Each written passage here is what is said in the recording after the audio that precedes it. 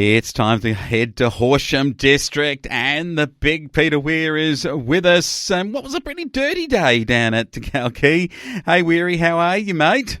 Yeah, not too bad, Wayne. But you're right, it was a tough afternoon for the JR Footy Club and Netball Club down at Kalkee on Saturday, but one shining light, though, was our A-grade netball, who had a really good win. And without a game first up, because Taylors Lake don't field an A-grade team, it was great for those girls to kickstart their season with a win against Kalkee.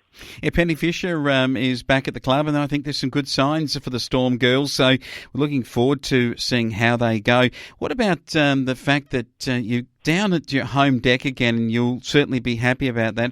I know that there's a quiz night that's planned, Weary, and you're pretty good on the old facts and figures. Lucas and Tyler Adelson do a great job of running the annual quiz night, and it's always a popular night for the club. So looking forward to that as a bit of entertainment after Saturday's game. Absolutely. Natty Muck in matches beat Taylors Lake last week. It was 15-11, 101 to Taylors Lake, 10-7, 67. The Sheep Paddockers down there got the win.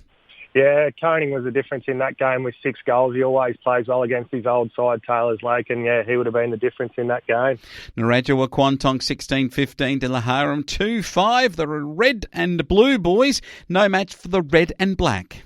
It's going to be a bit of a long year at Laharam, and I see Irvin and Crawford and Argle.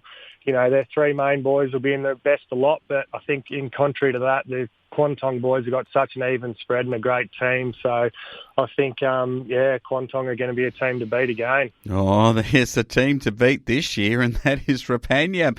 The upset that they're talking about of the season, but gee, what about the score? Rapanya 14-12, 96 to Harrow Balmoral, 3-6-24. If you don't mind, the Kangaroos have been thumped by the Panthers down at Rapanya. And have we got a new favourite emerging?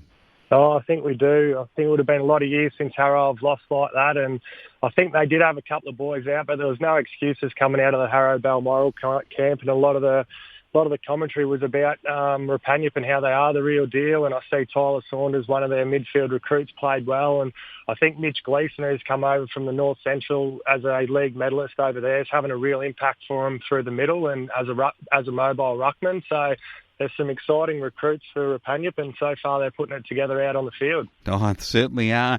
Putting it together was Eaton Up Apsley, 13-10-88 to win at Pimpernaya. The Tigers, a much improved effort, 9-8-62. Yeah, I see that was a pretty close game as we thought, and Jeremy Keeley was best on for the Edenhope boys, and when he's in the best you can see it was a real hard yakka because he's a good team player, Jeremy, and obviously they needed him to lift them and get over Pimpernaya. I'll tell you what, the Kanivalli All boys have just found out what a road trip is, and that is to come home with your tail between your legs. The Swifts were too swift for Kaniva, 16-9, 105 to 4-8-32. Yeah, it looks like the Kaniva boys didn't get there till after quarter time as well, because I see that they got jumped early with 6 or 7 goals to stall in the first quarter, and a bit of a lone hand up forward who's ex-Carlton and Collingwood player Chris Bryan, who also spent a bit of time in the US punting, so he's an interesting player that's going to be in the league this year, and I see he kicked 4 goals and will probably be a bit of a sharpshooter for the Kaniva team. Yes, he might be kicking their whole score. What about this one, though? Your boys took on the Keys and went down 9-12-66 to Japarra Rainbow Storm, 7-7-49. Yeah, they were too good for us, Slow Man. I think you could say we're a little bit flat, but I think the way Kalkee play, they just force you to be that way. They outnumber you. They're relentless all day, and they run us off the park. And when they got their chances up forward, they kicked some nice long goals too. So credit to the Kalkee boys. And Jay Kirkwood was a shining light for us. Without him, our day could have been a lot worse. So it was great to see Jay play another good game. He kicked 5, Hobbs with 3 for the Keys, and he was their best player, Papston, Purcell, and Roberts, the old firm, doing the job. What about as we head towards the report for the Japarra Rainbow Stormers in the reserve grade? And it's tough going. You got knocked over there also. Yeah, Kalkee are going to have a really good reserves team, and I think credit to the Kalkee Footy Club. A few of their older blokes and ex-premiership senior players hang around and play in the twos, and they just made the game look a lot easier than our reserves boys and run away with a pretty easy win. They certainly did. You had a couple of tries, and that was Clark and Jamison and Gelligan. Thomas kicked your only goal in that game as we head towards the junior grades, and this was another interesting weekend. Your lads just not able to match it with the power of the Keys here, and in the 17s, are the Keys too good?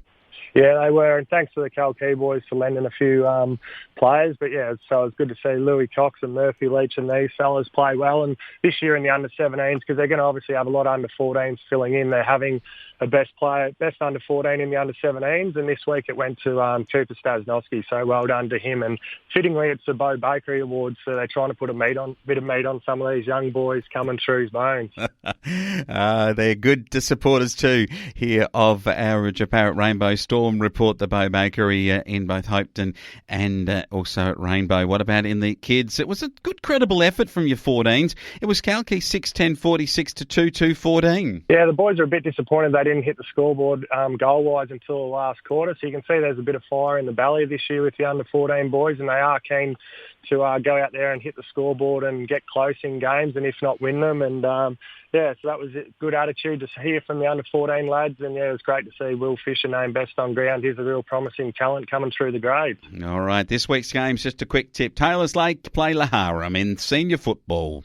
I think Taylor's Lake will win that one, and that'll be great for the club because they don't win too many, but expect them to win this weekend. Rapanya head over towards their arch rival against the Swifts, but I'll tell you what, the Panthers will start favourites at North Park. Yeah, another cracking game. I have heard a whisper that maybe all these recruits won't play every week, but if they do play, they're in with a really big chance, and it's exciting for the league to see them pushing through. Another arch rivalry, Pimperneo play the Keys, the Tigers versus these great Keys. I think the Keys. Yeah, the Pimp boys will be in it till quarter time, but after that I'd say it'd be all one-way traffic after playing Calkey last week. They're a pretty classy, relentless outfit. Another rivalry, Nadimak take on Narrajua Kwantong.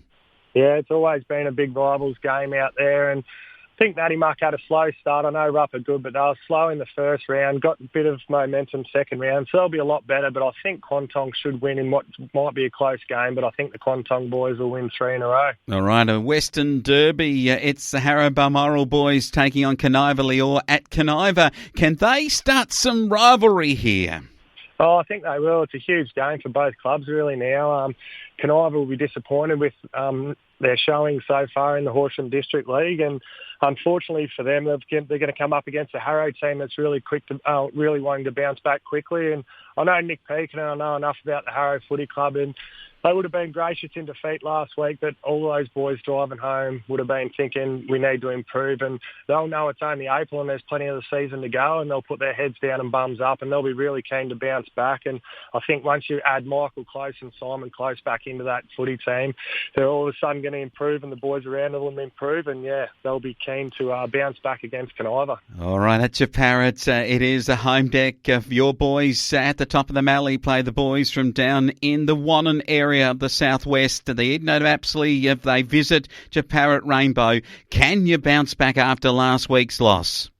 Oh, I think we can. Edenhope always travel well up here. I know we've had a draw with them at Rainbow and then a very close couple of games at Japarut, so we know they're going to bring their best. And Damien Monaghan's a good little midfielder who always challenges our midfield, so he'll be one to watch through the centre of the ground. And Carl Slape's a big fella up forward. I think Lucas Essenwanger played really well for us last week, and he could be a good match up there. But they've also got good forwards like George Walker and blokes like that who probably aren't going to come out and kick 8 or 10 against you, but they always kick their 3 or 4, and you've just got to respect them because the minute you don't, they pop up and kick a goal. So I'm expecting a close game. Edenhope have won their first 2, and after last week, we're keen to get back on the winners list. All righty. In the reserve grade, it's going to be a tough outing, I reckon, at home for your boys. Yeah, tough, but Edenhope are in a similar position, Flo, man, so I don't expect the reserves to reach any great heights as a spectacle, but it should be a competitive enough game and could go either way. Okay, this 17s game could be quite interesting because in looking at where the two sides are placed, you're actually placed above where they are in terms of percentage, so who knows here? Yeah, real chance. I'd say both teams will be probably 13 aside because we are in very similar positions in the under-17s there as well. And I expect Murphy Leach with his fitness and Paddy O'Halloran, with only the limited numbers on the ground, they should really shine out and run the game out well, and hopefully they can lead our boys to a victory. The young fellas have got a bit of pluck in them, as you said a bit earlier, but they might have a tough day because Edenhope Apsley have started the season well. Yeah, they've got plenty of numbers in the under-14s by the looks of their results. So the ball could be down the back line a bit, but that'll be right. That'll give the Stasnovsky boys a chance to show their skills down back and hopefully steady the ship, and maybe we can get on the scoreboard at the other end as well. It's a big weekend. It's a quiz night at Japarran. Weir is excited, and we're all excited too to bring you the Horsham District Football and Netball League report. Thanks for joining us, Weir. Thanks very much, Wayne.